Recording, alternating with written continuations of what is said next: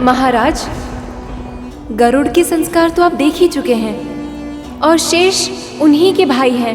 मैं आपसे विनती करती हूँ, आप इन सभी पे अपनी कृपा कीजिए।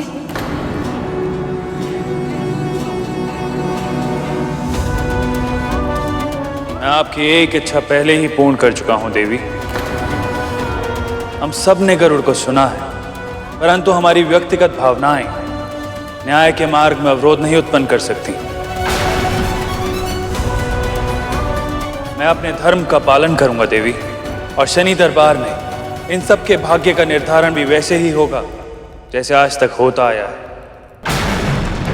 उचित प्रक्रिया के माध्यम से।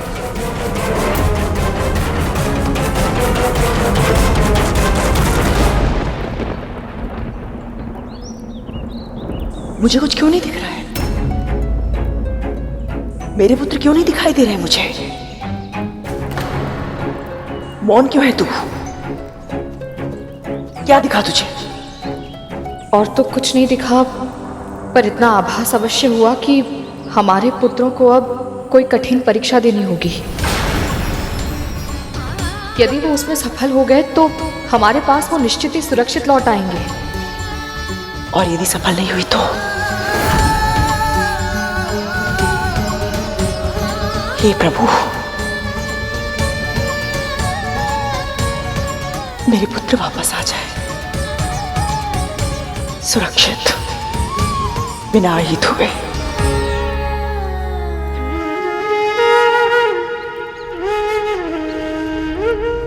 गरुड़, सही कहा तुमने। मेरे जीवन की परिस्थितियों ने मुझे कठोर बना दिया है, परंतु ये कठोर आज तुम्हें केवल इसलिए क्षमा नहीं करेगा क्योंकि तुमने अपनी मां की कथा स्मरण करके हमें सुनाई है। मैं तुम सबके हृदय, आत्मा और मस्तिष्क की गहराइयों में झांकूंगा।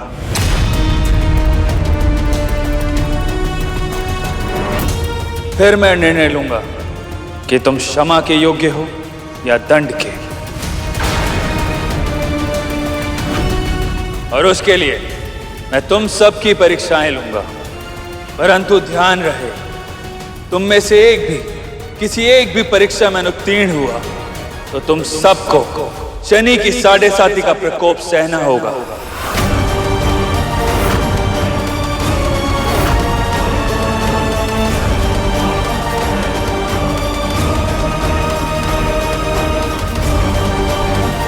मैं आप सबको सुरक्षित लेकर जाऊंगा यहां से। विपदा में व्यक्तित्व निखरता है गरुड़, इसलिए सामने कितना भी घनघोर संकट क्यों ना आए, तू सदैव अपने आदर्शों पर अडिग रहना। यदि तू ऐसा कर पाया तो अपने आप संसार के लिए वंदनीय बन जाएगा। देव, मेरी मां कहती है कि परीक्षा से कभी भी भयभीत नहीं होना चाहिए, क्योंकि यदि तुम्हें सही उत्तर पता हो तो आत्मविश्वास बढ़ता है, यदि ना पता हो तो ज्ञान। इसीलिए आप कैसी भी परीक्षा क्यों ना लें, मैं तैयार और उत्सुक भी।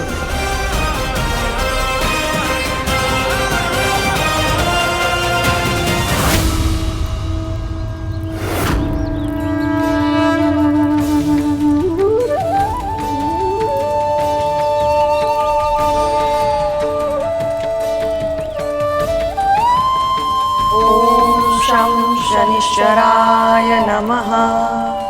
ओम शं शनिश्चराय नमः। ओम शं शनिश्चराय नमः। ओम शं शनिश्चराय नमः।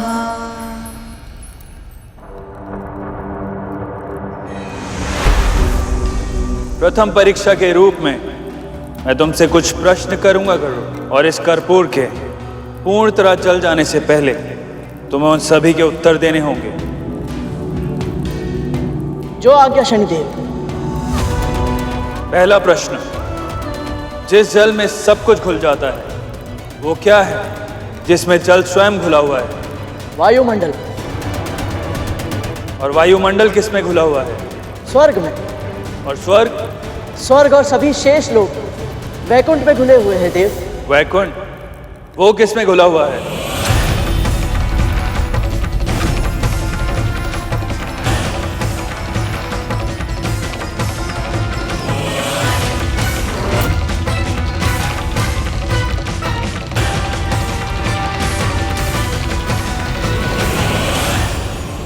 एक समय था जब कुछ भी नहीं था गरुड़, ना प्राणी, ना जीवन, ना जड़, ना चेतन। ये पृथ्वी भी नहीं थी और ये सृष्टि भी नहीं।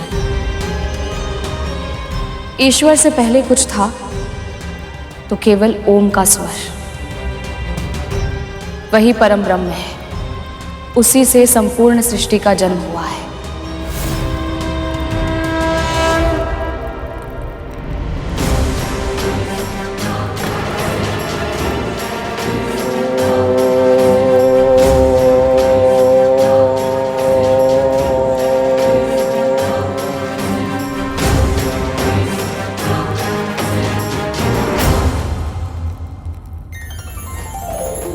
जब कुछ नहीं था तब ओम था। जब कुछ नहीं होगा तब भी ओम ही होगा, क्योंकि ओम ही परम ब्रह्म है।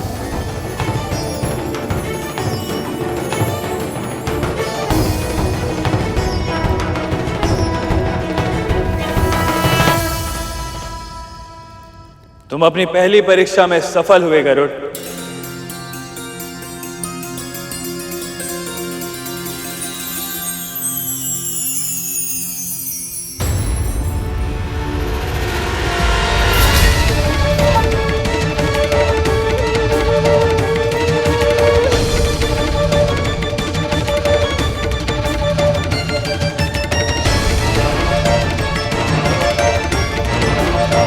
तो शनिदेव हमारी प्रार्थना स्वीकार कर ले और उनका कोई प्रभाव हमारे परिवार पे ना पड़े।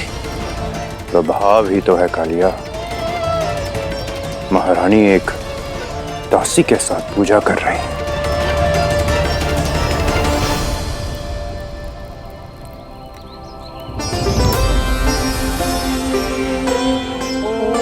शं शनिश्चराय नमः। लगता है तुम्हारी माँ और विमाता को आभास हो चुका है कि तुम संकट में हो। उनकी प्रार्थनाओं की ध्वनि मुझ तक पहुंच रही है। ओम शं शनिश्चराय नमः। मां से कभी कुछ नहीं छिपता। न जाने कैसे वो मेरे बिना कुछ बताए सब कुछ जान जाती है। दूसरी परीक्षा और अधिक कठिन है गरुड़।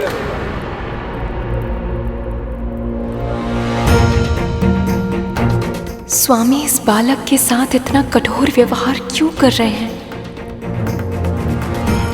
संन्यास श्रेष्ठ है या गृहस्थ जीवन? इस प्रश्न का सही उत्तर जानने के लिए तो मैं भी उत्सुक हूँ। तुम्हें क्या श्रेष्ठ लगता है गरुड़? मेरी दृष्टि में गृहस्थ जीवन अधिक श्रेष्ठ है देव। क्यों?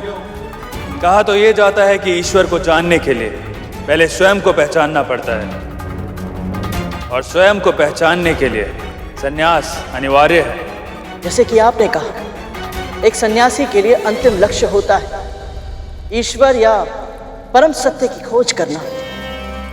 पर यह खोज तो एक गृहस्थ भी कर सकता है देव। कैसे गरुड़?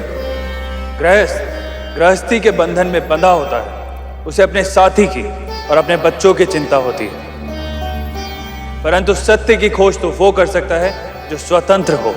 किसी की चिंता करना बंधन नहीं, प्रेम होता है देव। प्रेम भी तो एक बंधन ही है गरुड़। क्षमा करे देव, यदि प्रेम निस्वार्थ भाव से किया जाए तो बंधन नहीं होता। ऐसा मानने के लिए तुम स्वतंत्र हो गरुड़, पर इसको सिद्ध करने के लिए कोई उदाहरण दे सकते हो?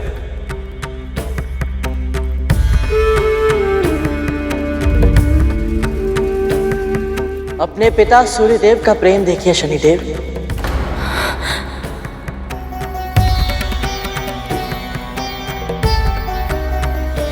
चाहे फूल हो या कांटे, सूर्यदेव समान रूप से सभी को अपनी धूप, अपनी ऊर्जा देते हैं ताकि संसार को जीवन शक्ति मिल सके। पवन देव बिना किसी भेदभाव के सभी को वायु देते हैं। बादल वर्षा और चंद्रदेव शीतलता देते हैं। संपूर्ण प्रकृति हर क्षण अपने उदाहरण से हमें यही संदेश देती है कि प्रेम निस्वार्थ होना चाहिए। जैसे ये सब करते हैं, ये सभी अपना कर्तव्य बिना किसी अपेक्षा के निभाते हैं। इन्हें इसके बदले किसी से कुछ नहीं चाहिए, इसीलिए ये सब बंधन में नहीं है, पूरी तरह स्वतंत्र है। ऐसे ही जब एक गृहस्थ बिना किसी स्वार्थ के बदले में कुछ पाने की आशा के बिना अपने परिवार की चिंता करता है, उनके प्रति अपना कर्तव्य निभाता है, तो वो बंधन में नहीं रहता प्रभु। ऐसा गृहस्थ सहज प्रयास से ही परम सत्य अर्थात ईश्वर को पा लेता है। परंतु गरुड़, एक सन्यासी भी तपस्या करके ईश्वर को पा लेता है, तो गृहस्थ सर्वश्रेष्ठ कैसे हुआ? जब एक सन्यासी ईश्वर को ढूंढने के लिए धर्म के मार्ग पर चलता है तो वो अकेला रहता है, पर जब एक गृहस्थ भक्ति के मार्ग पर चलता है तो उसके साथ पूरा कुटुंब ईश्वर के पथ पर अग्रसर हो जाता है। सन्यासी का ज्ञान बस उसी तक सीमित रहता है, और जो ज्ञान गृहस्थ अर्जित करता है उसे अपने परिवार के साथ, पास पड़ोसियों के साथ, संबंधियों के साथ बांटता है। उस कुटुंब की परंपरा के रूप में यह ज्ञान आने वाली कई पीढ़ियों तक पहुंचता है। इसीलिए मेरा मानना यह है देव कि सन्यासी आदरणीय होता है, पर उससे भी कहीं अधिक श्रेष्ठ गृहस्थ होता है।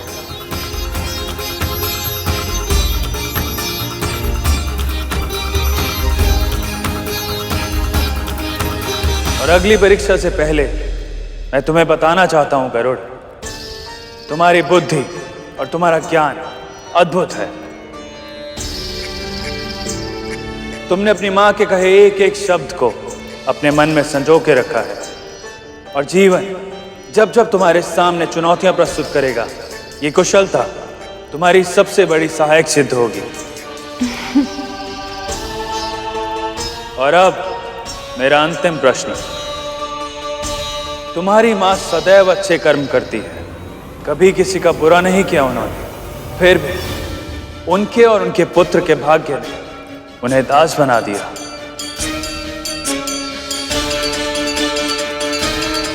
तो बताओ गरुड़, कर्म बड़ा हुआ या भाग्य?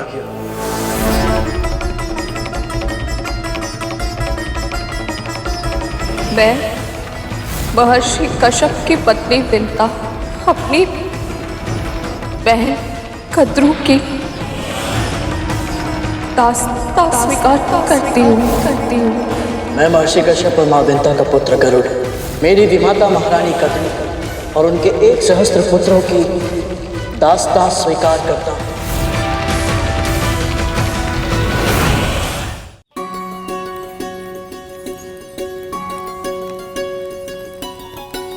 पूजा तो अच्छे से संपन्न हो गई दीदी, अब दान देना आरंभ करें।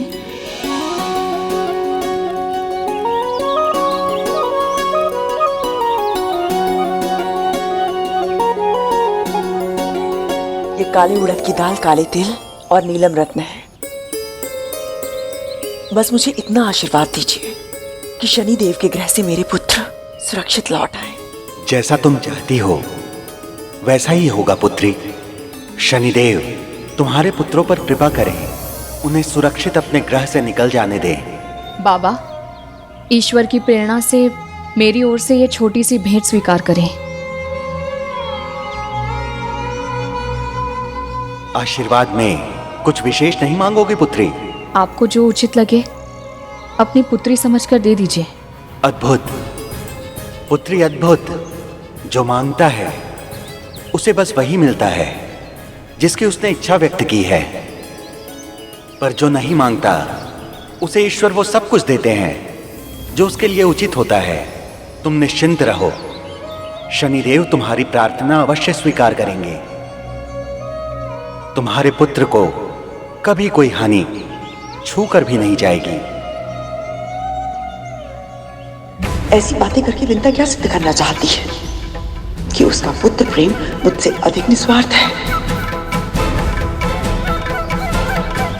आइए बाबा, अपना स्थान ग्रहण कीजिए, भोजन कर लीजिए।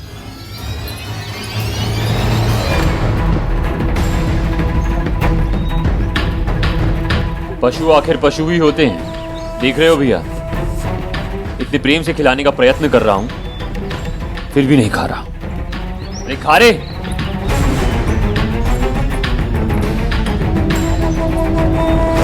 उसे विवश मत करो, मैं खिलाती हूँ।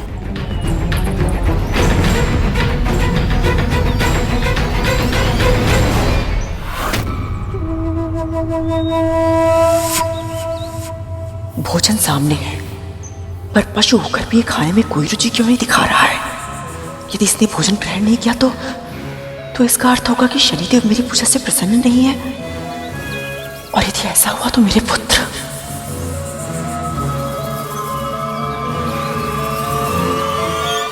कर्म बड़ा है या भाग्य, ये विवाद तो बहुत लंबे समय से चला आ रहा है प्रभु। सत्य तो ये है कि ये प्रश्न मैंने स्वयं से और अपनी माँ से कई बार किया है कि हमारा जीवन ऐसे क्यों है। पर मेरी माँ कहती है कि जो जिसके योग्य होता है ईश्वर उसे वही देते हैं। हम में से अधिकतर व्यक्ति कई बार एक पल ठहर कर जब अपने आप को देखते हैं तो हम यही सोचते हैं कि ऐसा कठिन जीवन हमें क्यों मिला। पर कालांतर में सच्चे और परिश्रमी व्यक्ति के लिए जीवन की वही कठिनता सबसे बड़ी संपत्ति बन जाती है। इसका सबसे बड़ा उदाहरण है मेरे अरुण भैया, जिनके भाग्य में अर्धविकसित अवस्था में जन्म लेना लिखा था।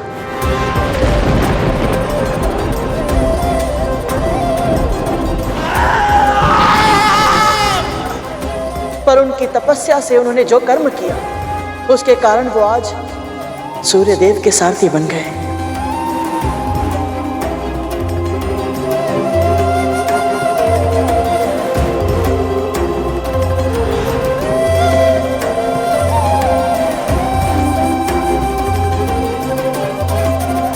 इससे यही सिद्ध होता है देव कि भाग्य में जो लिखा है वो महत्वपूर्ण नहीं है।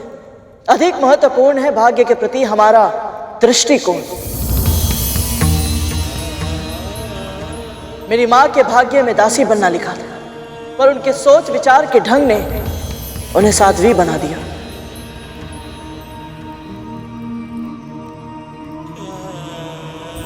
दृष्टिकोण हमारा विषय नहीं है गरुड़। प्रश्न का उत्तर दो, कर्म बड़ा है या भाग्य?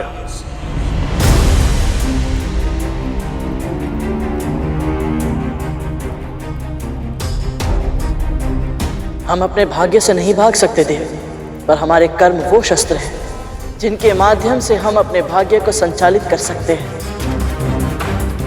क्या तुम्हें पूरा विश्वास है कि भाग्य को बदला भी जा सकता है? यदि हमारे कर्म अच्छे होंगे तो हो सकता है कि हम अपने भाग्य को भी बदल पाए। गरुड़, तुम्हें अपने कहे एक एक शब्द को उदाहरण के साथ सिद्ध करना होगा, अन्यथा तुम्हारा उत्तर स्वीकार नहीं जाएगा और तुम इस परीक्षा में असफल हो जाओगे।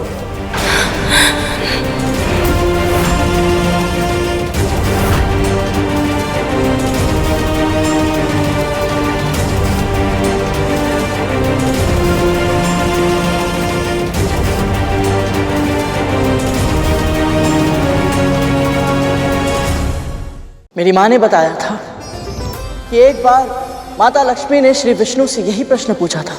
प्रभु विष्णु ने उन्हें एक दृश्य दिखाया जिसमें एक गाय दलदल में फंसी हुई थी।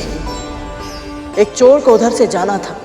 वो चोर वो गाय के ऊपर पांव रखकर दलदल पार करके चला गया और उस दिन उस चोर को 4 स्वर्ण मुद्राएं मिली।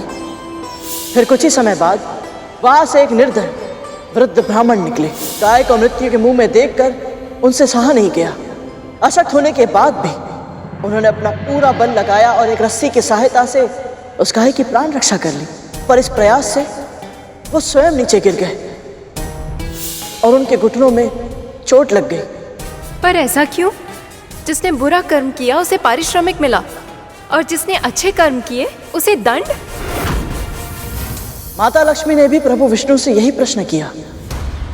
तब प्रभु विष्णु ने बताया कि उस दिन उस चोर के भाग्य में बहुत अधिक स्वर्ण था, पर कुकर्म के कारण उसे केवल 4 मुद्राएं मिली और दूसरी ओर उन ब्राह्मण के भाग्य में मृत्यु थी। पर अच्छे कर्म के कारण केवल एक साधारण सी चोट आई और सामने खड़े यमदूत वापस लौट गए।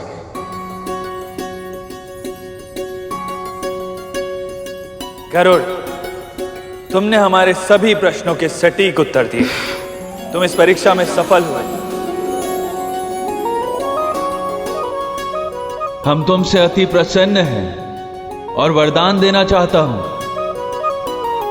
बोलो, तुम्हारे हृदय की सबसे प्रबल इच्छा क्या है? खा ले, खा ले ना।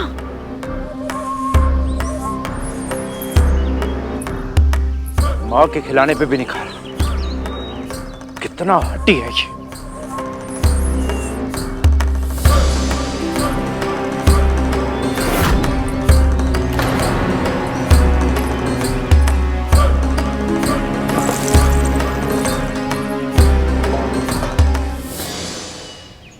हमारी ओर से छोटी सी भेंट स्वीकार कीजिए और हमें आशीर्वाद दीजिए। ये श्वान ऐसे कैसे खा रहा है?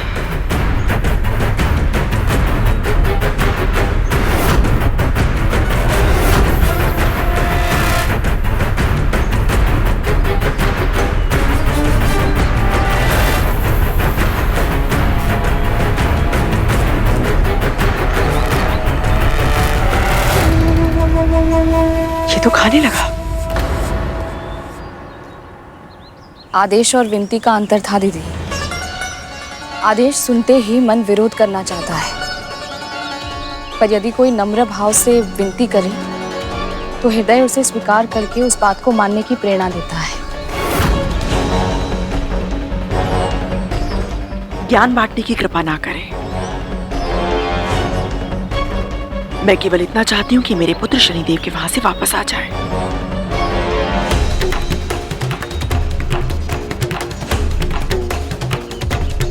श्वान ने सारे दही चावल समाप्त कर लिए। अब अवश्य ही शनिदेव कृपा करेंगे। अब सब ठीक होगा। आपने मुझे अपने वरदान के योग्य समझा। इससे अधिक प्रसन्नता की बात मेरे लिए और कुछ नहीं हो सकती देव। पर इस समय मेरे मन में केवल एक ही इच्छा है कि आप मुझे और मेरे भाइयों को यहां से जाने की अनुमति दें, ताकि मैं बड़ी माँ के दिए कार्य को पूरा करके शीघ्र ही अपने घर लौट सकूं। यहाँ से जाने की अनुमति तो तुम्हें वैसे भी मिल जाती पुत्र। तुम कुछ अधिक, कुछ बड़ा भी तो मांग सकते थे। तुम चाहते तो अपनी माँ की मुक्ति का वरदान भी मांग सकते थे। क्षमा करें देवी, और जो कर्म मुझे अभी करना है मैं उसके लिए चिंतित था, इसलिए माँ की मुक्ति का विचार मेरे मन में आया ही नहीं।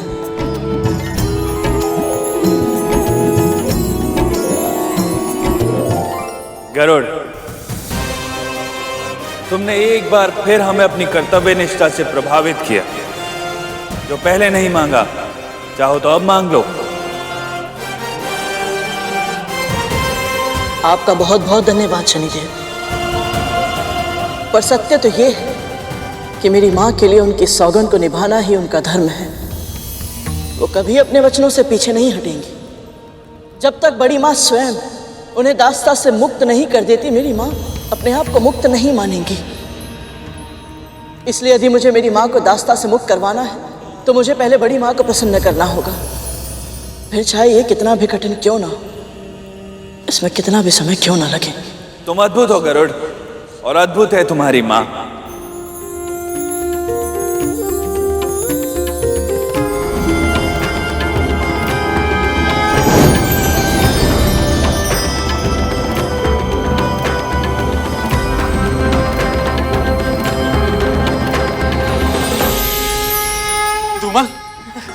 मैं तो ठीक हूँ। मैं भी। आपने हमें जीवन दान दिया है। आपका बहुत बहुत धन्यवाद प्रभु। धन्यवाद अपने भाई गरुड़ को दो, इसी ने तुम सबके प्राणों की रक्षा की है। धन्यवाद गरुड़।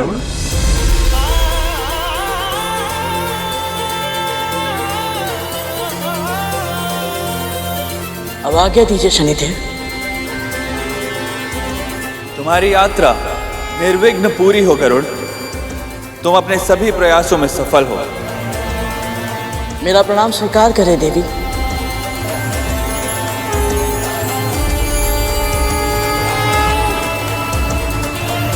ये तो तुम्हें दृष्टि उठाकर देख भी नहीं सकते, किंतु इनकी ओर से मैं तुम्हारी छवि अपनी आंखों में बसा रही हूँ।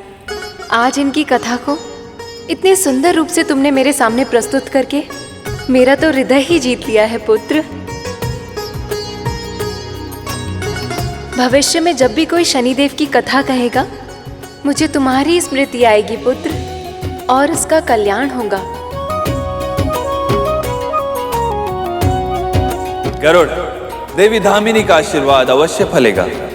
जब तुम सब मेरे बंदी थे, तब तुम्हारी माओ ने पूरे विधि विधान के साथ मेरी स्थापना की, पूजा अर्चना की, ब्राह्मणों को दान दिए, काले श्वान को भोजन कराया। ये उन्हीं की पूजा का फल है जो तुम सभी नाग भाई यहां से सुरक्षित लौट पा रहे हो। इस संसार में जब जब कोई माँ अपनी संतान की राशि से मेरी दृष्टि के प्रकोप को हटाने के लिए अच्छे कर्म करेंगी, तो मैं उसका फल उस माँ और उनकी संतान को अवश्य दूंगा।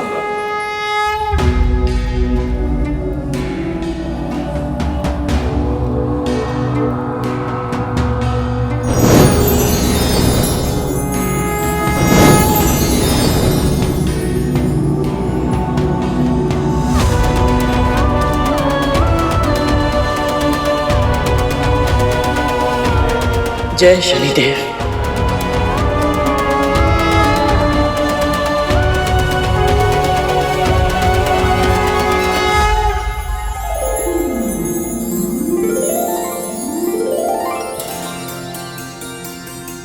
थोड़ा और लीजिए बाबा। बस पुत्री, पेट आवश्यकता से अधिक भर गया है, और पेट से अधिक भर गया है मन। तुम्हारे सद्व्यवहार से आपने और श्वान ने मन भर के भोजन किया। यह अवश्य ही मेरे प्रभु का आशीर्वाद है। आप दोनों ने हमारा निमंत्रण स्वीकार किया, उसके लिए आपका बहुत बहुत धन्यवाद। आयुष्मान भव।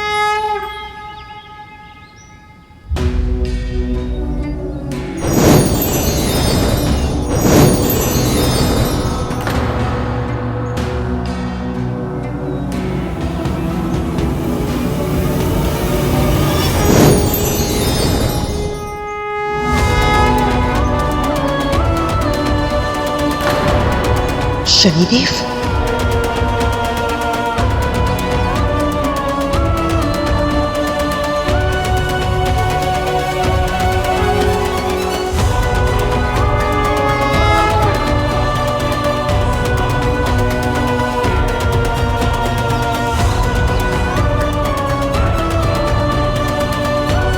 जिस तरह आपने मेरी पूजा की है और जिस तरह आपने अपने पुत्र का पालन पोषण किया है, उससे हम अति प्रसन्न हुए देवी।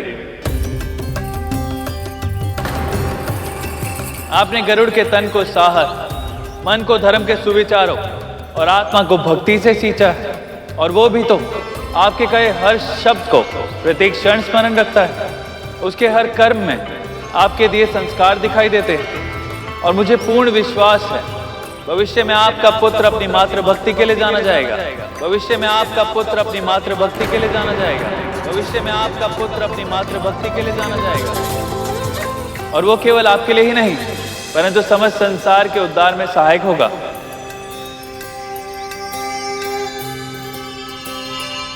विरोधाभास देखिए देवी कद्रू, आपके पुत्र असभ्य पशुओं के समान हैं।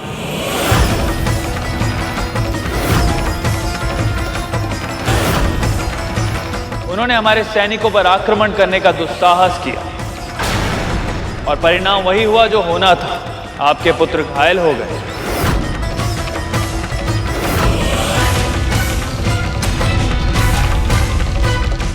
पर आप चिंता मत कीजिए, आपके पुत्रों की पीड़ा भी गरुड़ ने हर ली।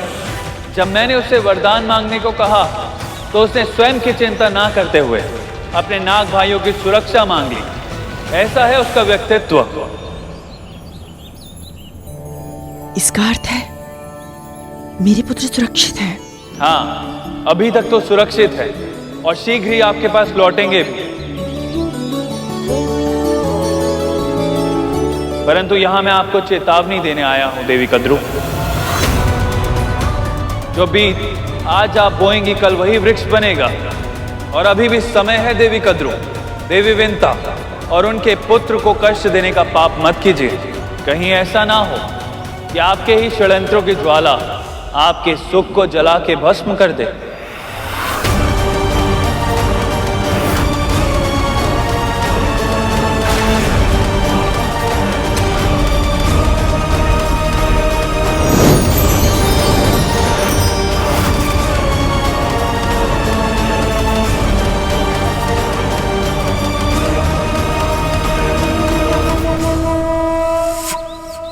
नंदी, जब तुम आहत हुए थे बहुत कष्ट हुआ होगा ना? कष्ट के बात ही मत कर तरकोटा। अब जा रहे हैं यहाँ से। शुभ शुभ बोल। ये गरुड़ कहाँ गया? अभी अभी तो यहीं था, फिर किधर गया ये?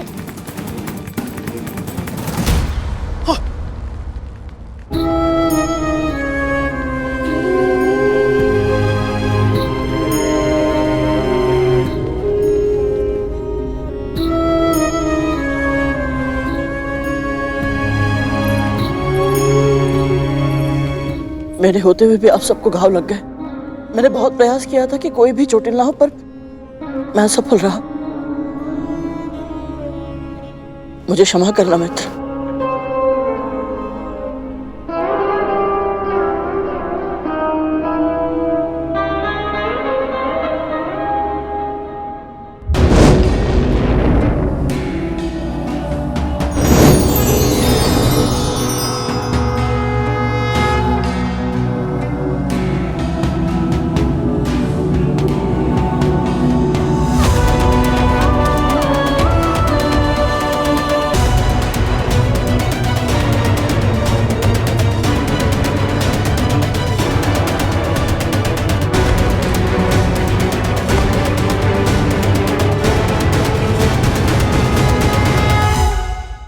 जो प्राणी विशेष नहीं होते, महत्वपूर्ण पदों पर आसीन नहीं होते, जो संसार में सबकी आंखों के सामने होते परंतु अधिकतर किसी को दिखाई नहीं देते, ऐसे साधारण जनों की सेवा कर तुमने मेरे हृदय में एक विशेष स्थान प्राप्त किया है गरुड़।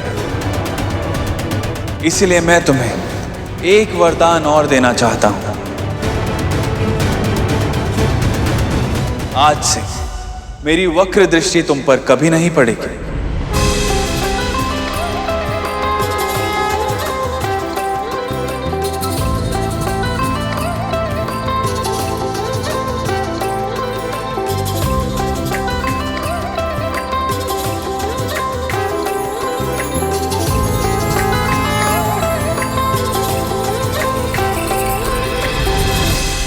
दीदी,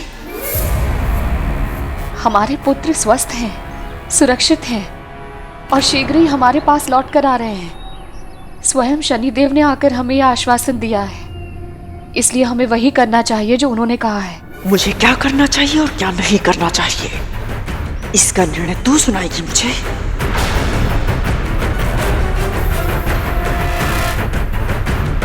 अपना स्थान मत भूल दासी। शनिदेव ने तेरे पुत्र की प्रशंसा क्या कर दी, तेरी जीवा इतनी लंबी हो गई कि तो अब मुझे समझाने लगी है। ऐसा नहीं है महारानी। समय नष्ट मत कर और जा यहां से। मेरे पुत्रों के स्वागत की तैयारी कर। मृत्यु के मुख से लौट कर आ रहे मेरे वीर पुत्र। स्वागत ऐसा होना चाहिए कि देखने वालों की आंखें धुंधली हो जाए। जी।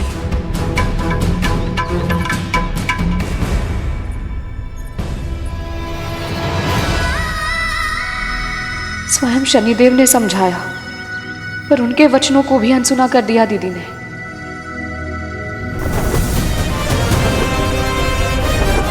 गरुड़, अब कहीं और मत भटका देना हमें। सीधा चलना और कहीं पर भी मत रुकना। हाँ, सीधा सूर्य लोक पहुंचकर ही सांस लेना, समझे या नहीं?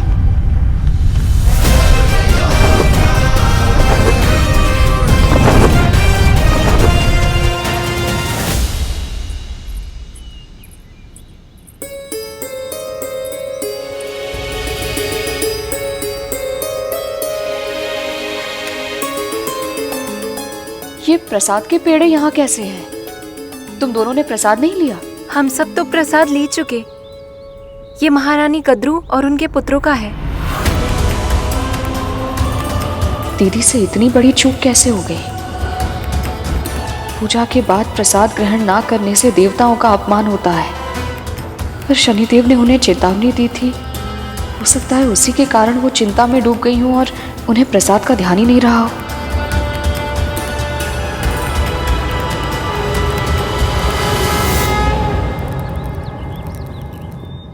हे शनिदेव, दीदी और उनके पुत्रों से अनजाने में ये भूल हुई है,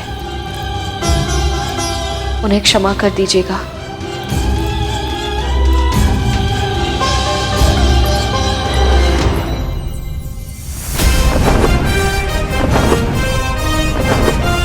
बेकार ही इतना भय लग रहा था हमें।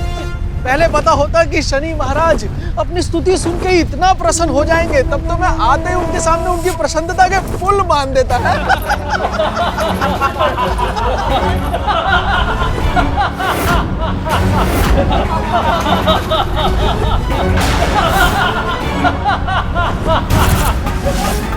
ये अन्य ग्रहों से कितना भिन्न दिखता है।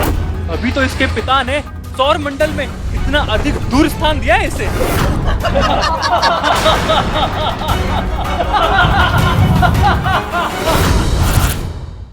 ना रंग है ना रूप है, कितना कुरूप है। मैं तो ये सोच रहा हूँ ऐसे व्यक्ति को इतनी रूपवती पत्नी मिल कैसे गई।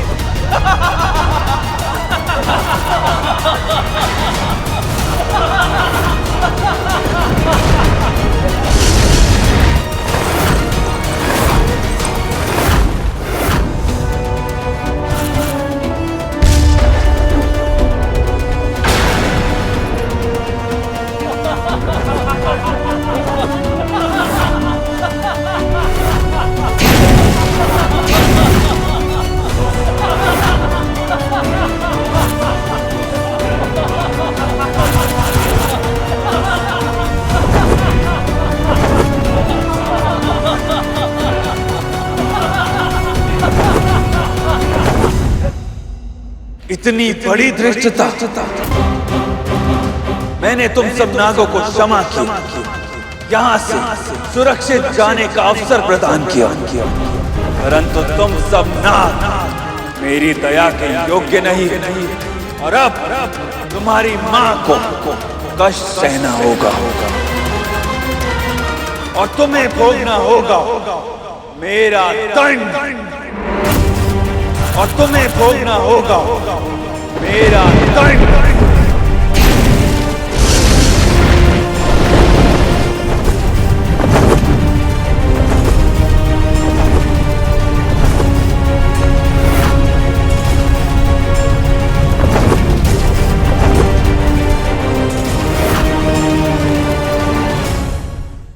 करोड़ करोड़ करोड़, जिसने भी उसका भाग्य लिखा है, पता नहीं उसे हमसे क्या शत्रुता है। किसी को क्या दोष देगा लिया जब अपने ही भाई विरोधी के पक्ष में हो। क्या आवश्यकता थी उन्हें उस गरुड़ के साथ वहां जाने की?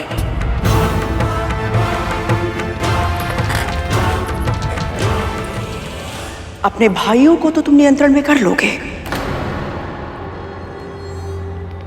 किंतु उस गरुड़ का क्या? अब तो विंता भी जानती कि मैंने उसे सूर्यलोक क्यों भेजा था। उसे मेरी चाल समझ आ चुकी है। अब वो पहले से अधिक सावधान रहेगी और उस गरुड़ को सतर्क कर देगी।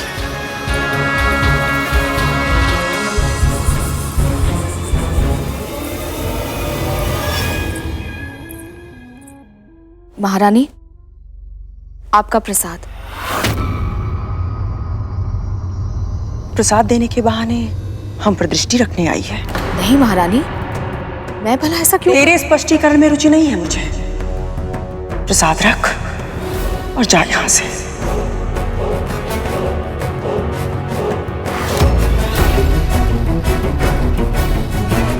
जी।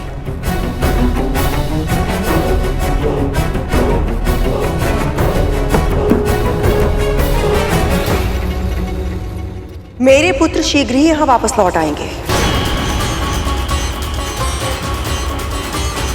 उनके स्वागत सत्कार के बाद मैं तेरे पुत्र से निपटूंगी।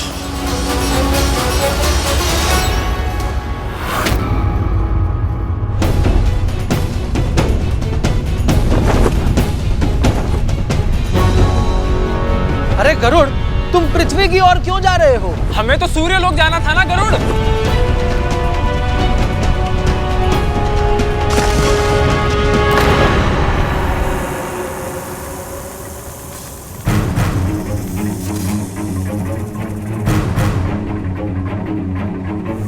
तुम्हें कहा था ना हमने कि सूर्य लोक पहुंचने से पहले कहीं मत रुकना।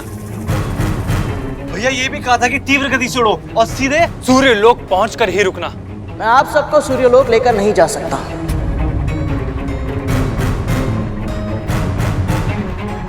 हमारे आदेश का उल्लंघन कर रहे हो गरुड़। तुम हमारे दास हो और जो हम चाहेंगे वही तुम्हें करना होगा, नहीं तो फिर हम तुम्हें दंड देंगे। दीजिए दंड, जो दंड देना है दीजिए, परंतु मैं आप सबको सूर्यलोक लेकर नहीं जाऊंगा। आपको आभास तक नहीं है कि बड़ों के साथ कैसे व्यवहार किया जाता है। मैंने सुना था कैसे कैसे दुर्वचन कह रहे थे आप शनिदेव के बारे में, ये जानते हुए भी कि उनका जीवन इतना कष्टदायक था, आपने उनका उपहास उड़ाया।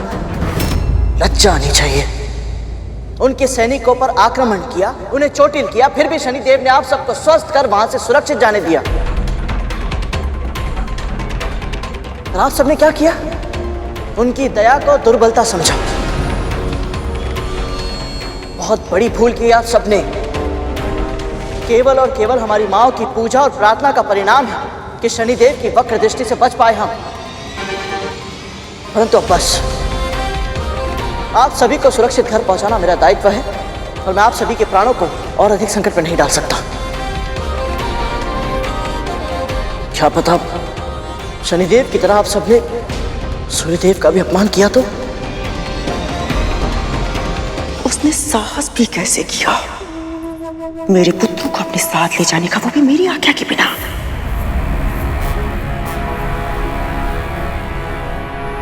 कुछ अधिक ही बुद्धिमान हो गया है वो। कल रात आया था मेरे पास तेरी मुक्ति की विनती करने,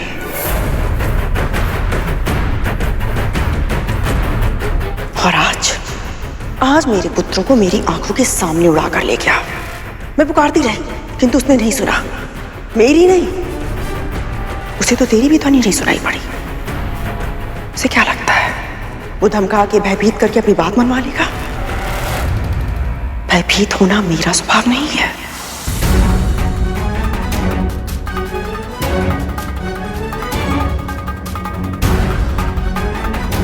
ऐसा नहीं है महारानी, मेरा गरुड़ ऐसा करना तो दूर, ऐसा सोच भी नहीं सकता है।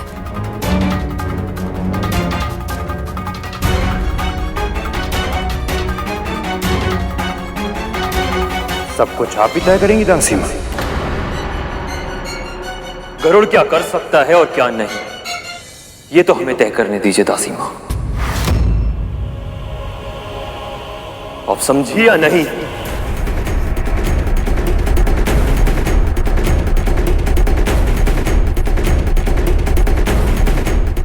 कद्रू नाम है मेरा, नाग माता कद्रू।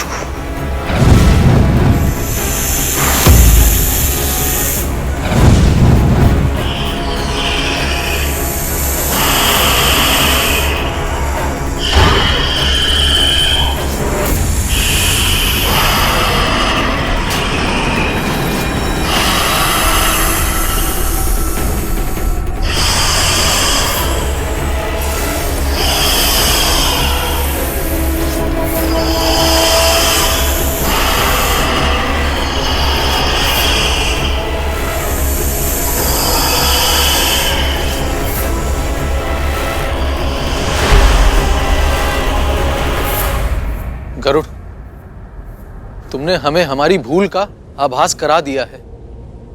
अब ऐसा फिर कभी नहीं होगा। बिल्कुल नहीं होगा गरुड़। तुम अगर चाहोगे तो हम मौन धारण कर लेंगे, एक शब्द भी नहीं कहेंगे। मान जाओ ना गरुड़, अब से हम कुछ भी अनुचित नहीं कहेंगे। हाँ, बल्कि हम मानव रूप धारण ही नहीं करेंगे। नाग रूप में हम तुम्हारे पंख में कहीं छुप कर बैठ जाएंगे ताकि हमारे अस्तित्व का पता ही ना चले। हमें बस दूर से देखने का आनंद लेने दो ना गरुड़। और धूमल भैया कह चुके हैं ना, हम मौन धारण कर लेंगे। इतने शांत कि तुम्हें पता ही नहीं चलेगा हम तुम्हारे साथ हैं। आप सब नहीं समझ रहे हैं, सूर्यलोक में पता नहीं माँ फिर हमें भ्रमण पे जाने की अनुमति देंगी भी या नहीं। तुम हमारे लिए इतना नहीं करोगे मेरे भाई?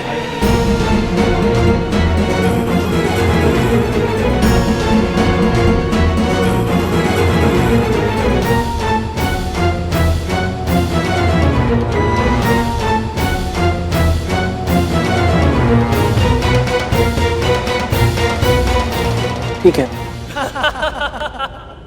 परंतु आप सबको एक वचन देना होगा। आप सब ऐसा कोई कार्य नहीं करेंगे, ऐसा कुछ नहीं कहेंगे जिससे हम पर संकट आए। हम वचन देते हैं। ठीक है।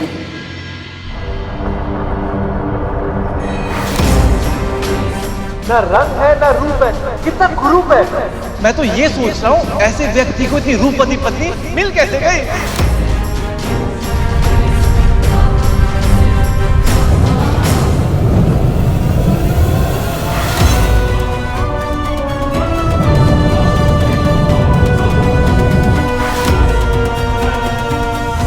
मेरी वक्र दृष्टि के कारण तुम नाग सूर्य लोक तक कभी नहीं पहुंच पाओगे, और ये बात गरुड़ को ज्ञात भी नहीं होगी।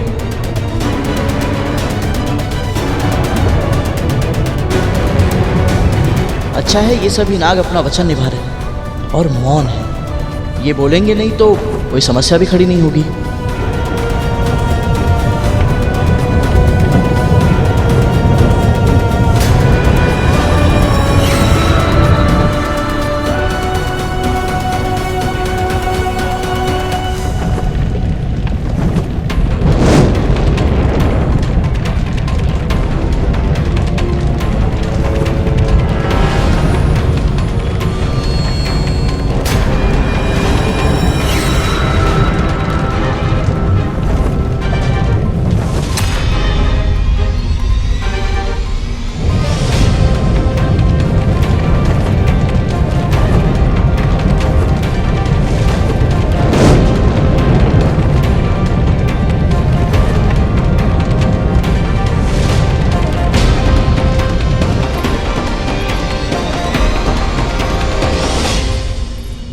स्वामी, गरुड़ को आपने वरदान दिया था, इसलिए आपकी वक्र दृष्टि का उस पर कोई प्रभाव नहीं पड़ा, बल्कि उसे ये तक आभास नहीं हुआ कि उसके भाइयों की इतनी अधिक दुर्गति हुई है। पर जब उसे पता चलेगा तब क्या होगा स्वामी? क्या कद्रू अपने पुत्रों को अर्धमृत अवस्था में देखकर गरुड़ के प्रति अपने क्रोध को नियंत्रित कर पाएगी? क्या स्वयं उसकी माँ विंता उसे इस बात के लिए क्षमा कर पाएगी कि वो अपने भाइयों की सुरक्षा के लिए असफल रहा? और गरुड़, वो तो इतना संवेदनशील है कि उसने वरदान में भी अपने लिए कुछ नहीं मांगा, केवल अपने भाइयों के लिए सुरक्षित वापसी की इच्छा प्रकट की थी। ऐसे में स्वामी, क्या वो स्वयं को क्षमा कर पाएगा? गरुड़ के कारण मैं पहले भी उन नागों को एक बार क्षमा कर चुका हूं, पर अब और नहीं। दंड के योग्य अपराधियों को जब बार बार क्षमा मिलती है तो वो दया को दुर्बलता समझने लगते हैं और उसका दुरुपयोग करते हैं। मैंने उन नागों और उनकी माता दोनों को चेतावनी दी थी, फिर भी उन नागों ने अपने शब्दों से हमारा अपमान किया और उनकी माता ने प्रसाद का तिरस्कार करके ऐसे दुर्व्यवहार को स्वीकारा नहीं जा सकता।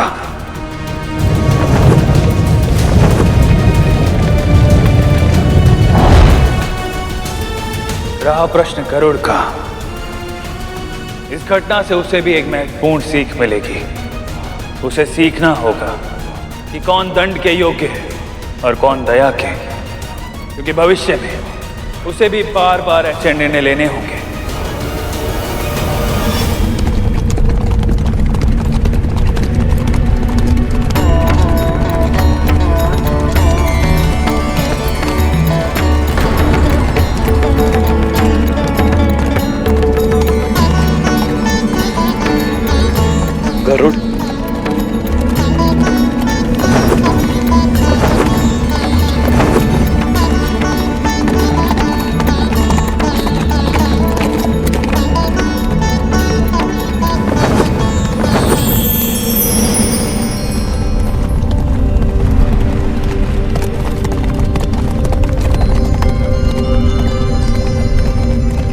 अरुण, कुछ क्षण के लिए तुम अदृश्य होकर रथ चला।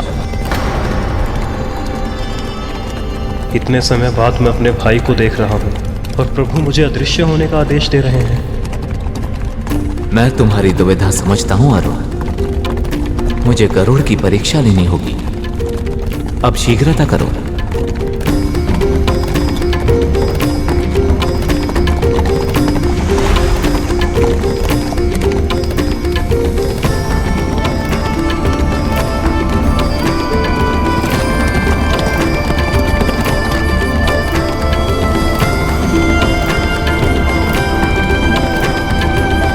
सूर्यदेव,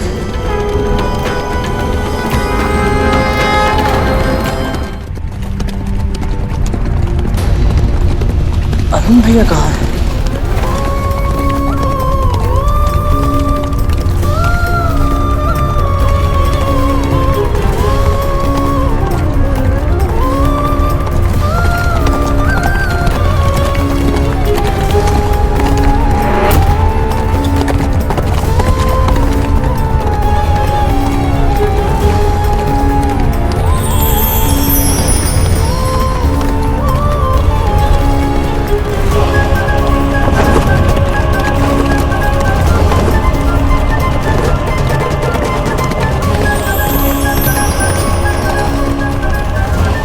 प्रणाम सूर्यदेव।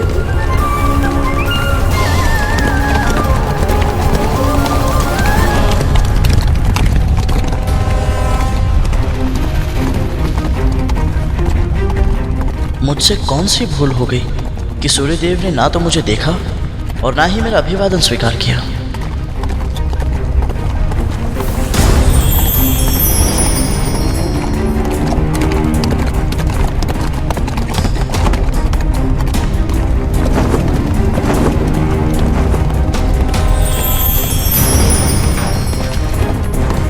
गरुड़ का प्रणाम स्वीकार कीजिए सूर्यदेव।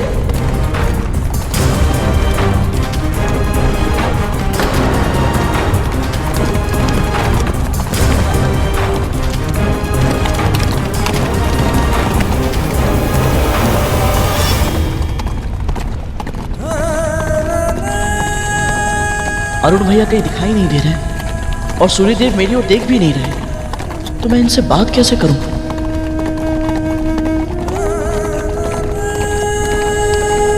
यदि गरुड़ को मुझसे कोई चर्चा करनी है तो उसे स्वयं ही कोई मार्ग निकालना होगा।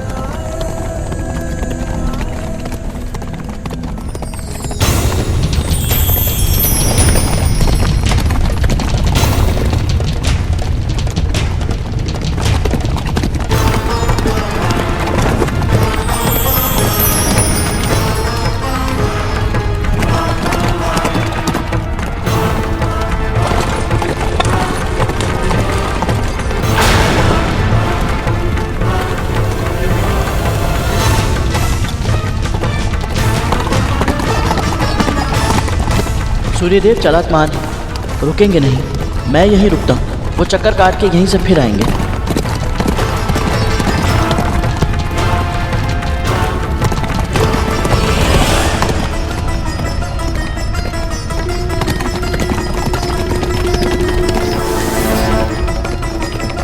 ओम आदित्याय नमः। ओम आदित्याय नमः। ओम आदित्याय नमः। ओम आदित्याय नमः। ओम आदित्याय नमः। ओम आदित्याय नमः। ओम आदित्याय नमः। ओम आदित्याय नमः।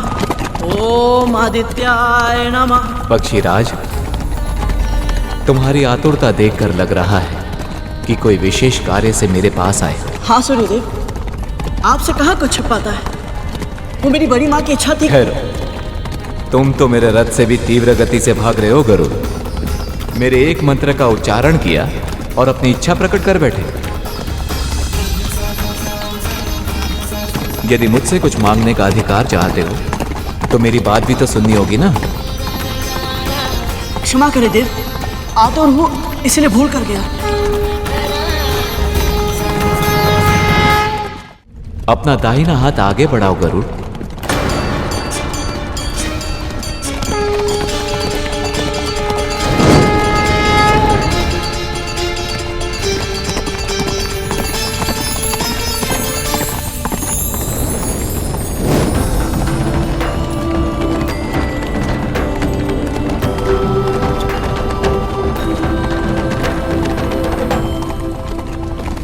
ये सूर्य का रथ है गरुड़। समय की तरह ये भी ना तो किसी के लिए रुका है, ना ही कभी रुकेगा।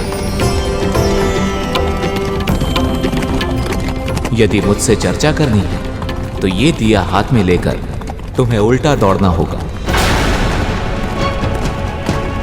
स्मरण रहे, दिया बुझना भी नहीं चाहिए और इसका तेल गिरना भी नहीं चाहिए।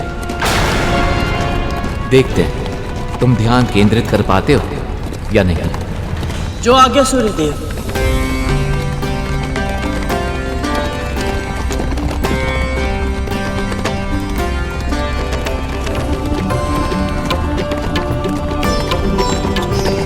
अरुण, अब कुछ क्षण के लिए प्रकट हो जाओ, फिर शीघ्र ही अदृश्य हो जाना। समझ गया प्रभु। आप मेरे भाई की परीक्षा लेना चाहते हैं।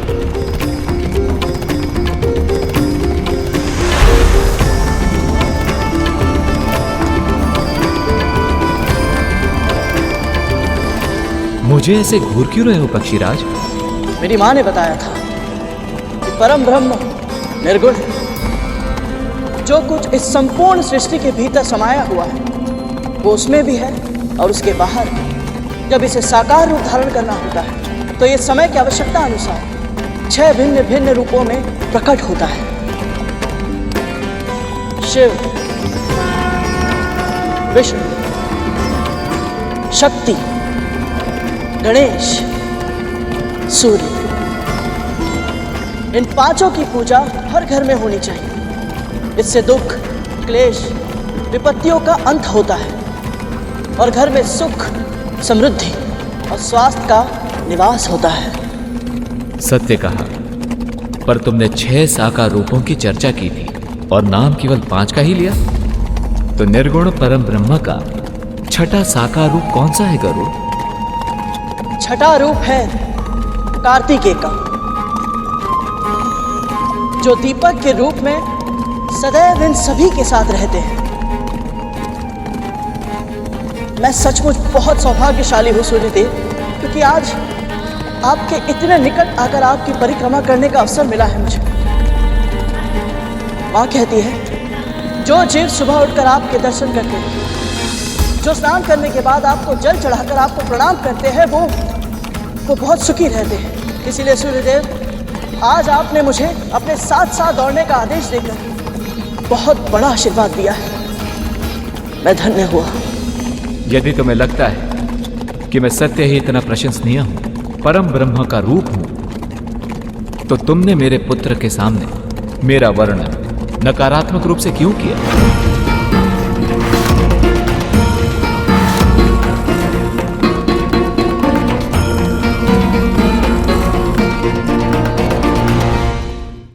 मैं सचमुच बहुत सौभाग्यशाली हूँ सूर्यदेव, क्योंकि आज आपके इतने निकट आकर आपकी परिक्रमा करने का अवसर मिला है मुझे।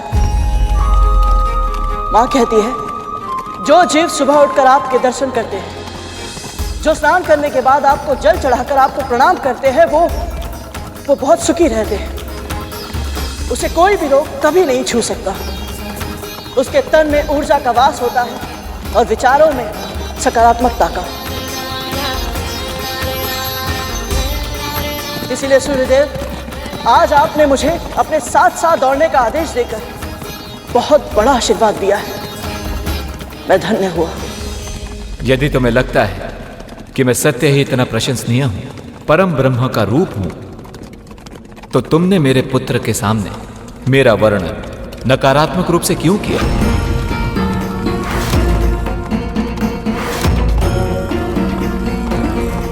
क्या लगा था तुम्हें शनि का ग्रह दूर है तो मुझे पता नहीं चलेगा कि वहां क्या हो रहा है और कौन किसके बारे में क्या कह रहा है? परंतु सूर्यदेव, मैंने तो वही कहा था जो मुझे अपनी माँ से पता चला था। और वो सत्य भी था।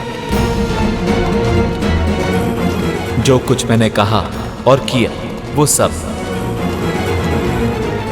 पर तुम्हें क्या लगता है मेरे भीतर के परम ब्रह्म ने अपने ही पुत्र के साथ ऐसा दुर्व्यवहार क्यों किया था?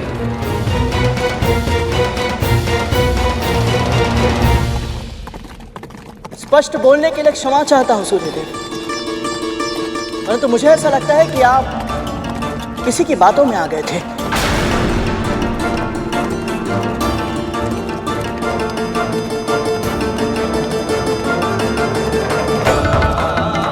कौन है वो जिसने तुम्हारे अनुसार मुझे उकसाया था? किसकी चर्चा कर रहे हो तुम? महादेव शिव शिव शिव।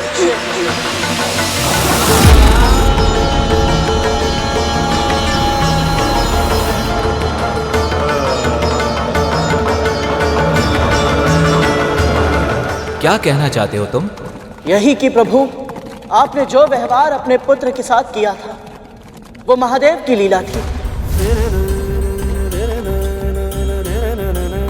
उन्होंने सब कुछ पहले से ही निर्धारित कर लिया था। वो ये भी जानते थे कि आपसे कुछ नहीं छिप सकता, इसलिए आपका पुत्र ही प्राणियों को उनके कर्मों का फल देने के लिए सबसे अधिक योग्य होगा। और वो ये भी चाहते थे कि शनिदेव को इतनी बड़ी शक्ति देने से पहले वो उनके व्यक्तित्व से अरिष्ट वर्ग अर्थात सभी 6 विकारों को दूर कर दे, ताकि शनिदेव निष्पक्ष होकर न्याय कर पाए। आपने भी इस लीला में उनका पूरा साथ दिया था प्रभु। सबसे पहले आपने अपने तेज को इतना असहनीय बना दिया कि आपकी पत्नी देवी संज्ञा अपनी छाया को साकार रूप देने पर विवश हो गई। आप दोनों जानते थे कि छाया में अहंकार नहीं होता, वो सदैव साथ चलती है। बस फिर हुआ वही जो आप चाहते थे। देवी छाया ने अपने गुण अपने पुत्र को भी दिए, इसीलिए शनिदेव में शक्ति तो बहुत है, परंतु अहंकार तनिक भी नहीं। पहला लक्ष्य प्राप्त करने के बाद आपने देवी छाया और उनके पुत्र शनिदेव का तिरस्कार किया। उन्हें कम आयु में ही इतना अधिक क्रोध दिलाया कि उनके भीतर का ज्वालामुखी फट पड़ा। तब उन्हें आभास हुआ कि क्रोध से केवल विनाश ही होता है। फिर उन्होंने कठिन तपस्या की और अपना सारा क्रोध त्याग दिया। और शिवजी ने यह भी निश्चित किया कि शनिदेव को छाया मां से वो उपयुक्त संस्कार मिले जिसे वे दंडाधिकारी बनने के योग्य बन सके। पर पुत्र, एक बात हमेशा याद रखना, 100 दोषी मुक्त ही क्यों न हो जाएं, पर एक भी निर्दोष को दंड नहीं मिलना चाहिए। फिर महादेव ने उन्हें वरदान स्वरूप दंडाधिकारी का पद दिया और ग्रहों में स्थान भी, पर फिर भी आपने उन्हें स्वयं से दूर ही रखा और एक साधारण लौ से बना आसन दिया, ताकि उनके भीतर किसी भी प्रकार का लोभ पनप ही ना पाए। आओ शनि, अपना स्थान ग्रहण करो।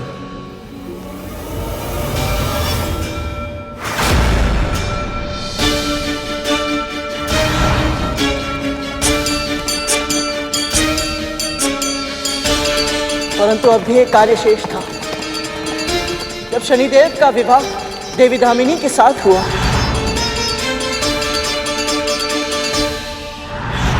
तो आपको ऐसा लगा कि उनके भीतर काम वासना जाग सकती है और उन्हें अपने कर्तव्य पथ से भटका सकती है। इसीलिए आपने अचानक उस समय ऋतु परिवर्तन कर दिया जब शनिदेव महादेव शिव की तपस्या में लीन थे, ताकि देवी दामिनी स्वयं को रोक ना पाए और कामना के वश में आकर उनके पास चली जाए। फिर हुआ वही जो आपने और नियति ने उनके भाग्य में लिखा था। मैं पतिव्रता धामिनी अपने सतीत्व के सभी पुण्यों को साक्षी मानकर आपको श्राप देती हूँ कि आज के बाद आपकी दृष्टि जिस पर भी पड़े उसका सर्वनाश हो जाएगा। देवी दामिनी ने क्रोध में आकर अपने पति को ऐसा श्राप दिया जिसके कारण वो अपनी कामना पर नियंत्रण रखने के लिए विवश हो गए। शनिदेव नहीं जानते थे कि सब कुछ उचित ढंग से करने के बाद भी उनका तिरस्कार क्यों किया जा रहा है। जब संसार से मोह हटा तो उन्होंने अपने हृदय में प्रभु के प्रेम को स्थान दिया और इस प्रकार वो दयालु और दाता बने। तुम्हें ये सब कैसे पता चला? अपने जन्म के बाद से मैंने केवल अपनी माँ को अपने पास पाया है। पिताजी सदैव से ही मुझसे दूर रहे हैं, पर एक बार भेंट हुई थी उनसे। उन कुछ ही पलों में मुझे ये पता चल गया कि भले ही पिता माँ की तरह प्रेम नहीं दर्शाते, परंतु वो अपने पुत्र को हानि नहीं पहुंचा सकते। नारियल के फल की तरह होता है उनका स्वभाव, बाहर से कठोर परंतु भीतर से नरम, जल की तरह जीवनदायक, त्याग की मूर्ति होते हैं पिता। तभी तो अपनी संतानों का व्यक्तित्व निखारने के लिए, उनके भले के लिए वो स्वयं भी बुरा बनने से नहीं झिझकते।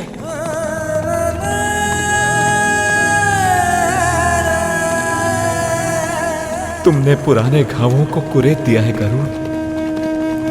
तुम्हें कल्पना भी नहीं है कि ये सब करना मेरे लिए कितना कठिन था। तुम तो उससे मिलकर आए हो गरुड़। बताओ, कैसा है मेरा पुत्र, कैसा है मेरा शनि? जैसा आपने और महादेव शिव ने सोचा था, बिल्कुल वैसे ही है शनिदेव। महाबलशाली पर सौम्य, उग्र पर परोपकारी, शक्ति संपन्न फिर भी विनीत। सत्य तो ये है सूर्यदेव, उनसे मिलने के पश्चात मुझे आभास हुआ कि वो आपसे बहुत स्नेह करते हैं, बहुत सम्मान करते हैं आपका। एक पुत्र अपनी माँ के साथ किसी भी विषय पर खुलकर बात कर सकता है, परंतु उसकी आंखों में केवल एक ही स्वप्न होता है, अपने पिता का गौरव बनना।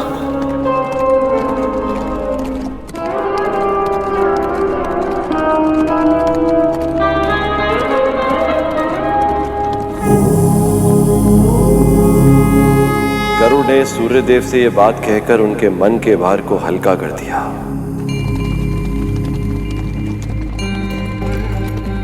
भविष्य में जब जब पिता पुत्र के संबंध जटिल होंगे तो यह प्रसंग सुनकर मतभेद मिटाए जाएंगे।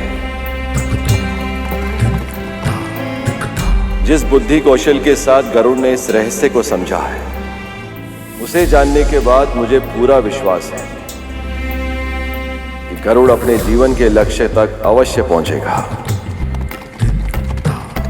समस्त संसार में सबसे बड़ा मातृ और पितृ भक्त कहलाएगा।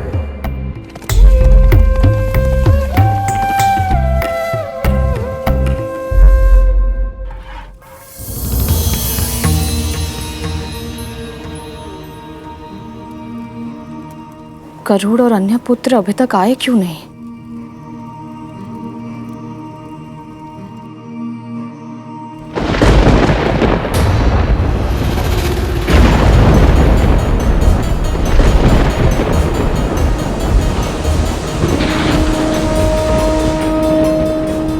अचानक वातावरण क्यों बदल गया?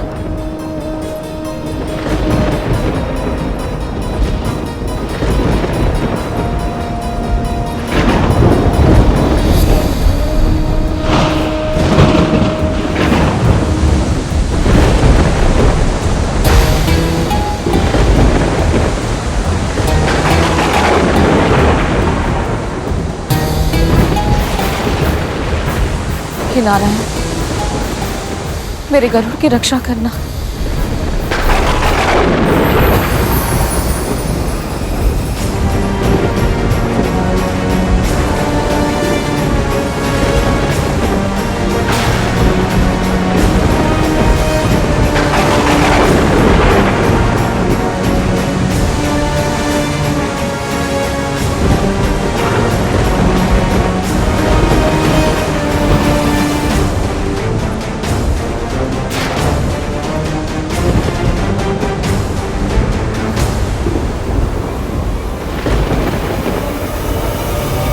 ये दूध तो फट गया।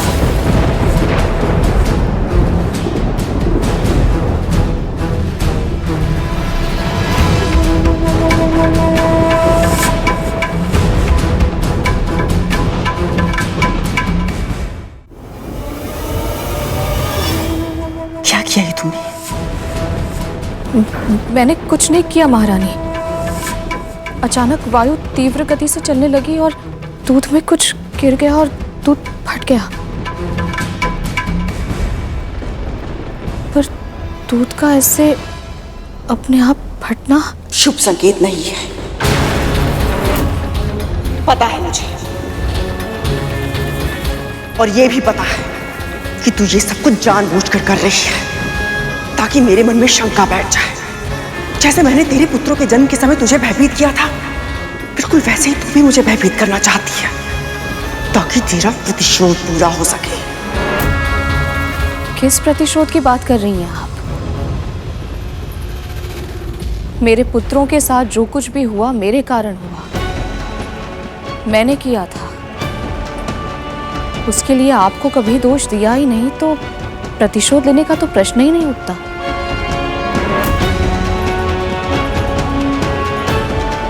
मैं भी एक मां हूं विंता, और अच्छे से जानती हूं एक मां अपने 100 कष्ट भूल सकती है, किंतु अपनी संतान का छोटे से छोटा कष्ट भी उसे सदैव स्मरण रहता है।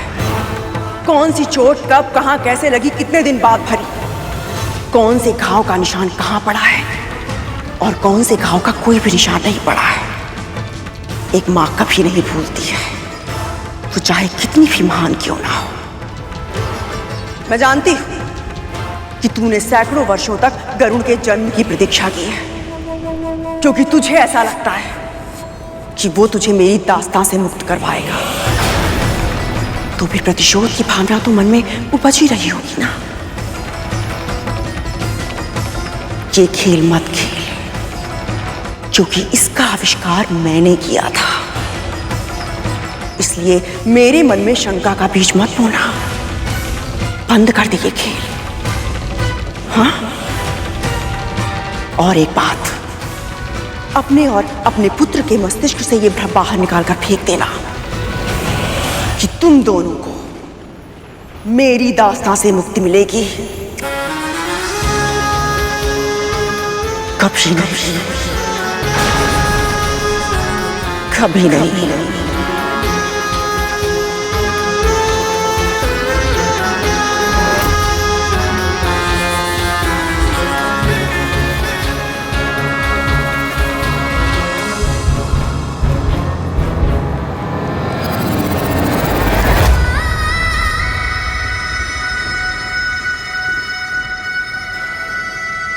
गरुड़? माँ, क्या हुआ गरुड़?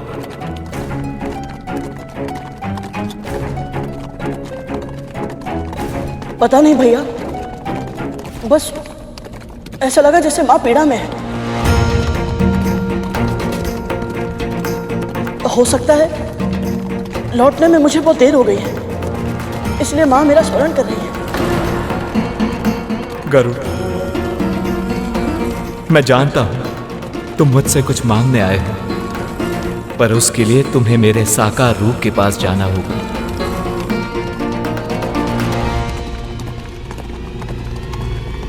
साकार रूप प्रभु? इस रथ पर आसीन जो तुम्हारे सामने है वो मेरा एक अंश मात्र है गरुड़।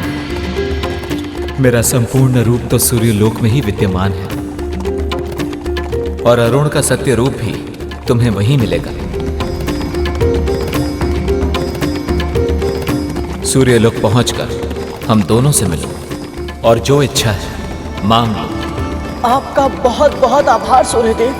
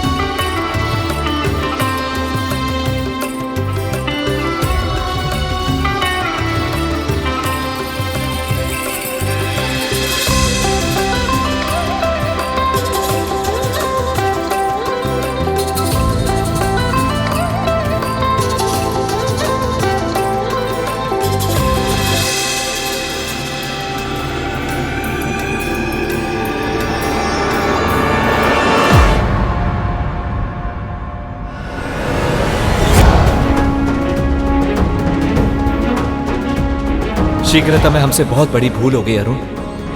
हम गरुड़ को बाल खिलिया ऋषियों के बारे में सतर्क करना तो भूल ही गए।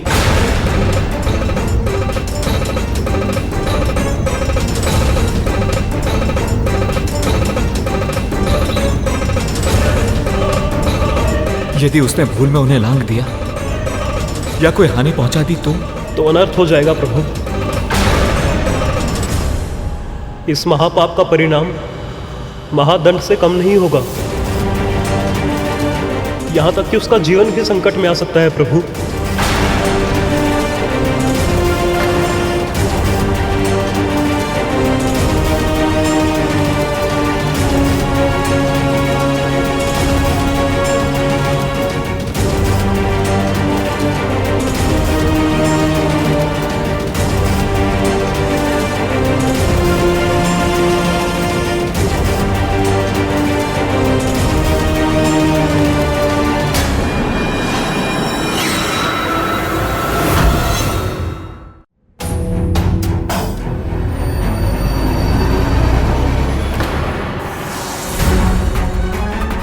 कैसा अद्भुत प्रकाश है ये।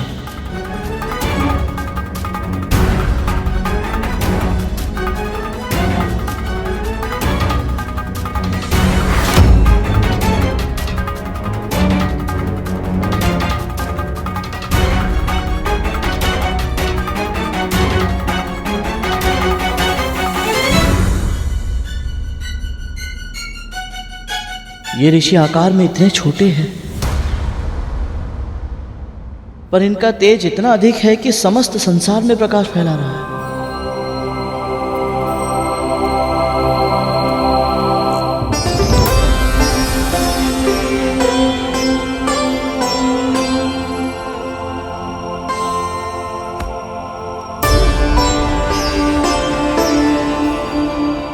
प्रणाम ऋषि श्रेष्ठ।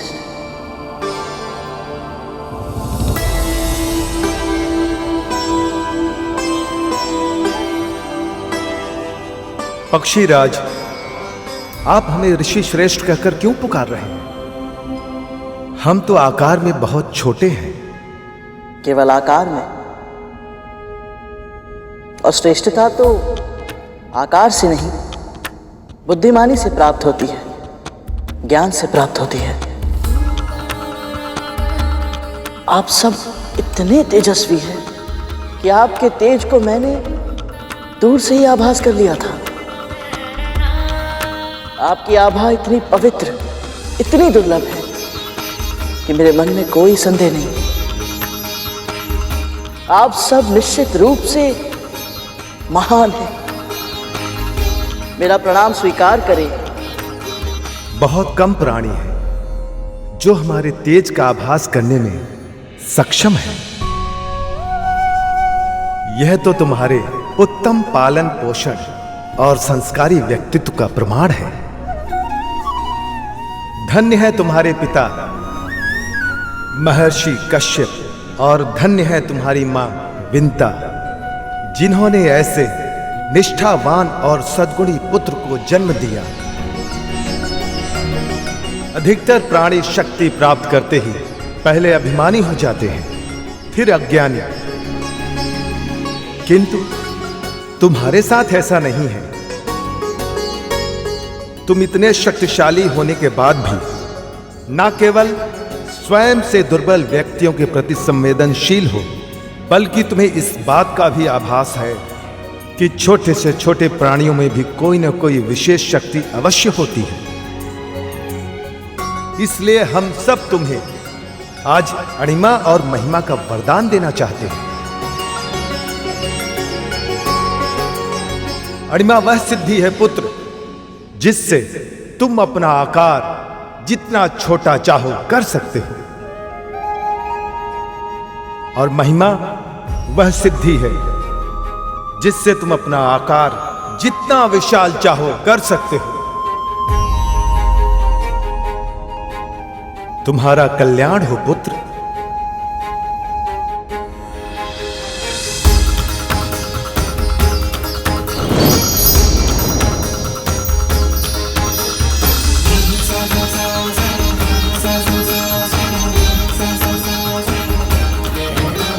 मैं धन्य हुआ ऋषि श्रेष्ठ।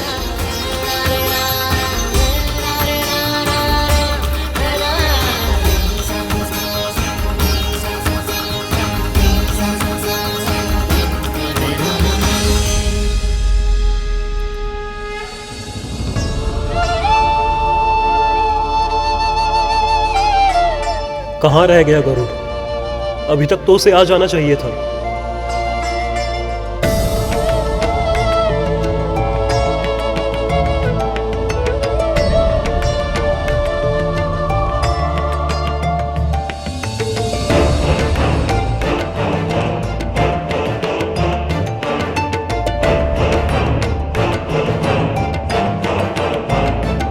मैं जब भी गरुड़ को देखता हूँ मुझे लगता है जैसे माँ स्वयं मेरे समक्ष है। वही सौम्य भाव, वही निर्मल स्वभाव, गरुड़ सत्य में माँ का प्रतिबिंब है।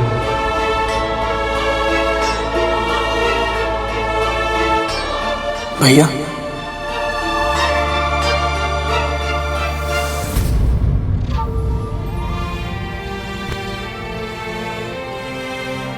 अपने छोटे भाई को आशीर्वाद नहीं देंगे?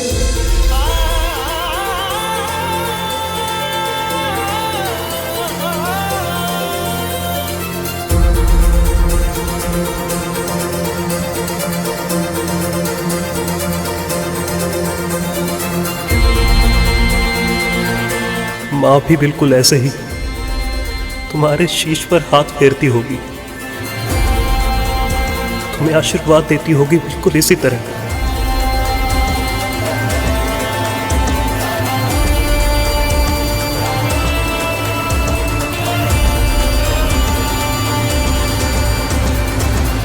और कभी कभी बिल्कुल ऐसे ही स्नेह से तेरे गालों को सहलाती होगी।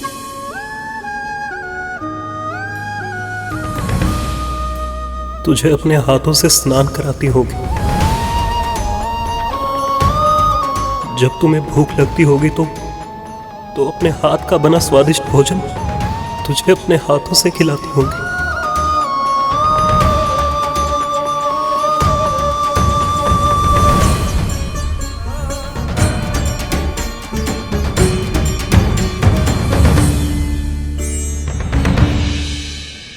माँ के स्पर्श को अनुभव कीजिए भैया,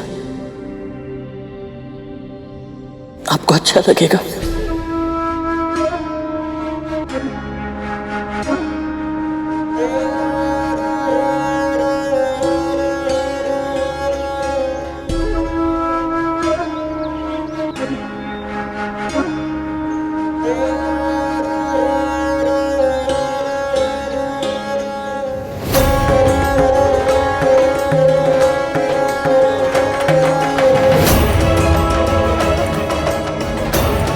जिस प्रकार मैं अपनी विवशता का दास बन गया, उसी प्रकार आप भी अपनी बहन की दासी बनकर रहेंगी।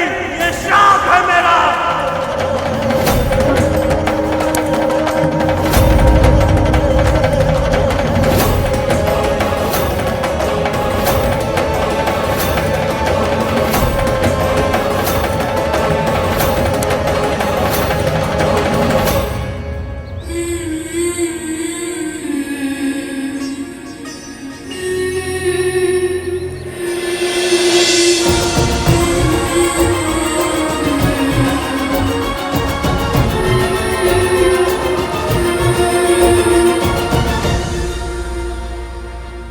अरुण,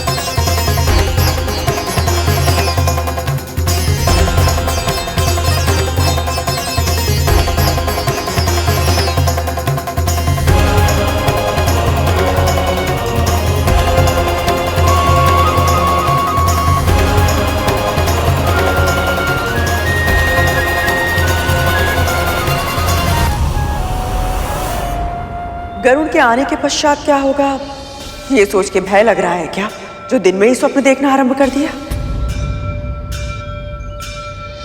क्या हुआ? वही जो आपने कहा महारानी, दिन में ही स्वप्न देख रही थी मैं।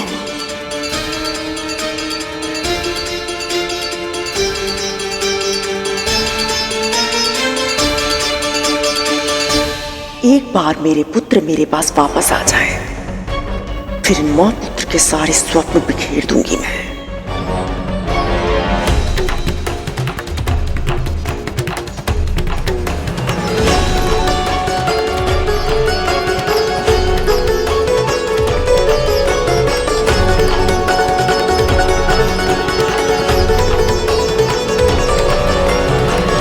स्वप्न ही सही, मुझे यह आभास तो हुआ कि मेरा परिवार बिखरा हुआ नहीं है। दोनों भाइयों ने एक दूसरे के साथ समय भले ही ना बिताया हो, पर फिर भी इनके मध्य प्रेम की एक अदृश्य डोर है, जिसे ना समय तोड़ पाया है ना दूरी।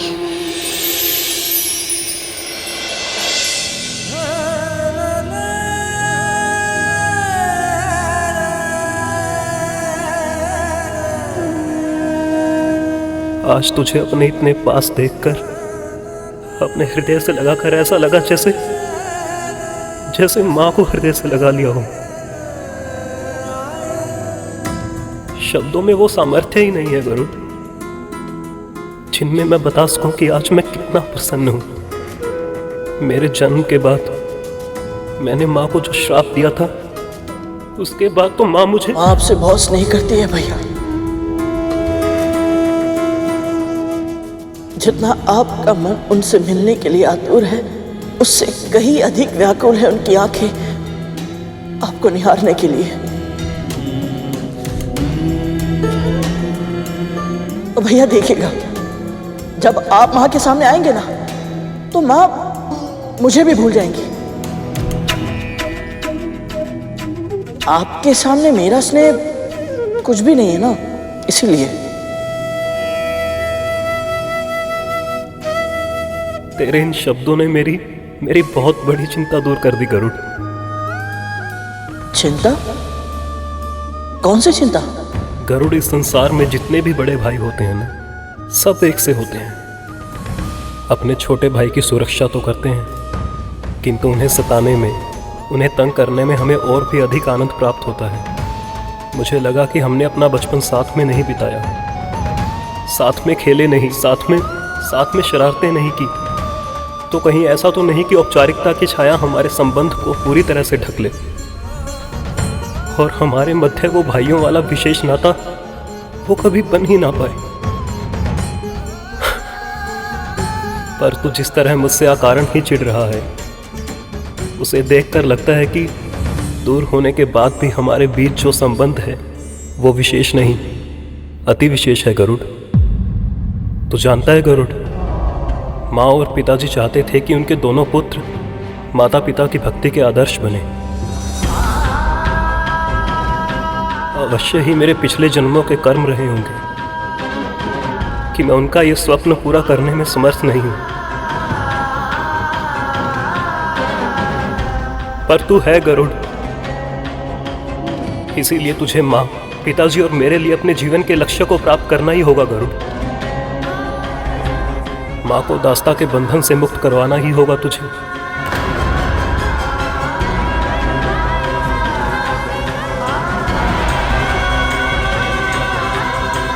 मैं आपको वचन देता हूँ भैया, मैं माँ को दास्ता से मुक्त अवश्य कराऊंगा। वचन देता हूँ मैं।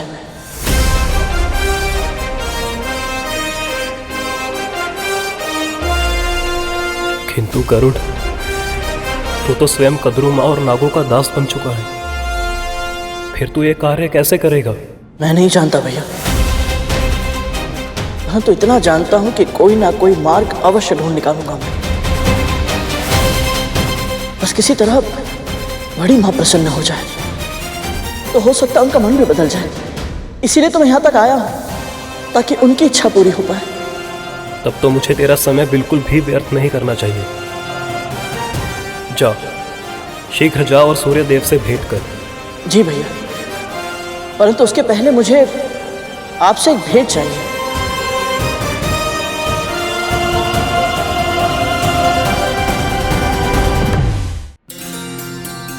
पहली बार मेरे छोटे भाई ने मुझसे कुछ मांगा है। बोल, क्या चाहिए तुझे? भैया,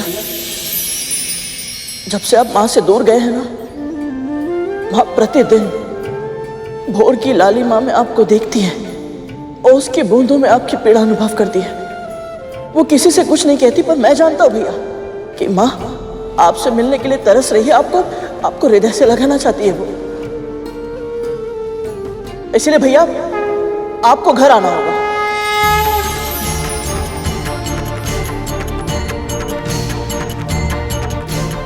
घर? भैया मैं कुछ नहीं सुनूंगा। आप मुझे वचन दीजिए कि आप घर आएंगे।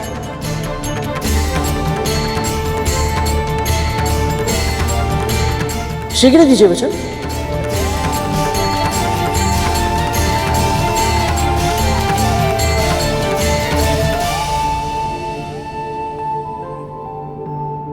मां ये सुनेंगी तो कितनी प्रसन्न होंगी।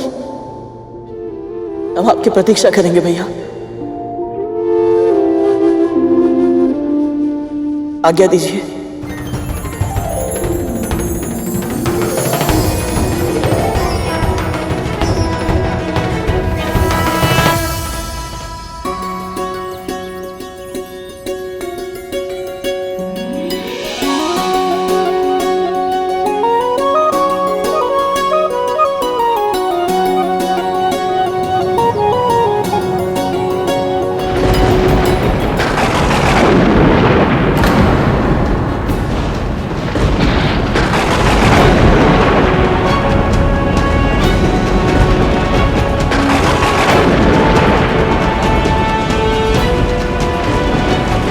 पहले दूध फटा और अब ये।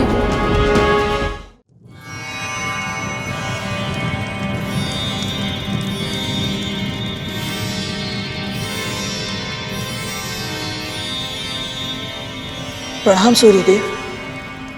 यशस्वी भव। मैं तुमसे बहुत प्रसन्न हूं पक्षीराज। बताओ, क्या इच्छा है तुम्हारी? अपनी बड़ी मां की इच्छा पूरी करना, उन्हें प्रसन्न करना ही मेरी वास्तविक इच्छा है सूर्यदेव। इसीलिए तो मैं यहाँ आया हूँ, उनके लिए सूर्य पुष्प लेने। सूर्य पुष्प तो एक माध्यम है गरुड़। क्या तुम जानते हो तुम्हें यहाँ क्यों भेजा है कद्रु ने? संभव है वो मेरी परीक्षा ले रही हो। मैं अभी अभी उनका दास बना हूँ, तो हो सकता है वो मुझे जांच रही हो कि मैं उनके आदेश का पालन करते हुए अपने प्राणों को संकट में डालूंगा या नहीं। पर तुम जिस इच्छा से यहाँ तक आए हो वो मैं पूरी नहीं कर सकता गरुड़। मैं तुम्हें सूर्य पुष्प नहीं दे सकता।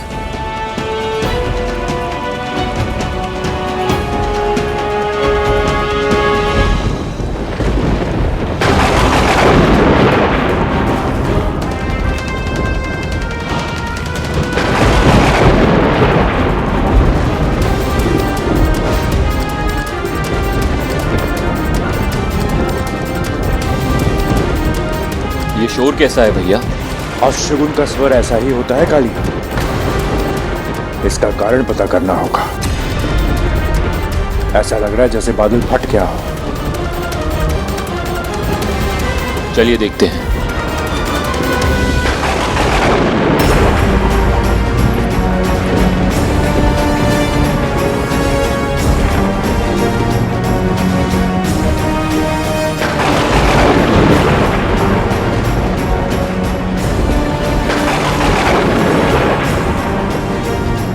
क्या हुआ दासी मां?